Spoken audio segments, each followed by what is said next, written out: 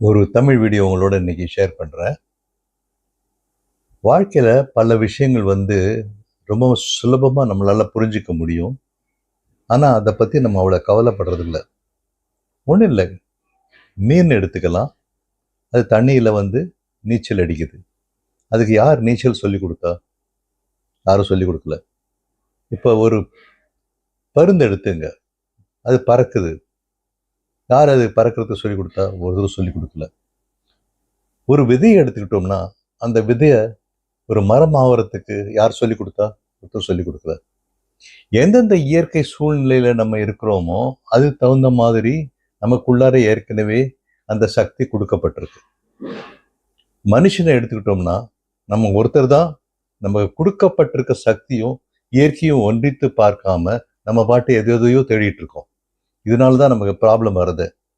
வீணா நம்ம நம்மளுடைய எனர்ஜியை புதுசை தேடி போகணும், புதுசாக தான் எல்லாம் இருக்கும், நம்ம வளர்ச்சி இருக்கு அப்படின்னு நினைக்கிறோம். இல்லை, கடவுள் ஒவ்வொருத்தரையும் படைக்கும் போது அவங்களுக்குள்ளார ஒரு சக்தியை கொடுத்துருக்காரு.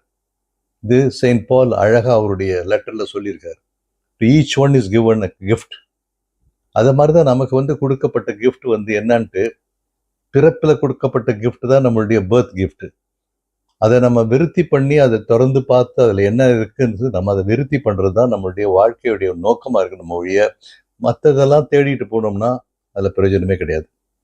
இதை அவங்களோட இன்னைக்கு ஷேர் பண்ணணும்னு நினைக்கிறேன். ஏன்னா நிறைய இன்னைக்கு யங்ஸ்டர்ஸ் மெயின்லி எதையோ தேடிட்டு போய் நமக்கு அங்கே தான் சந்தோஷம் இருக்குன்னு போகிறோம். இல்லை, சந்தோஷன்றது நமக்குள்ளார இருக்கு.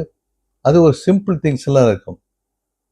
அதனால நம்ம என்னைக்குமே என்னத்தை கேட்டாலும் என்னத்தை செஞ்சாலும் என்ன படித்தாலும் சரி, என்ன பார்த்தாலும் சரி, எஸ்பெஷலி நம்ம மொபைல் ஃபோனில் பார்க்குறது, இதெல்லாம் நம்மளுடைய வளர்ச்சிக்கு எப்படி பக்க துணையாக இருக்குன்னு பார்க்கணும் நம்ம.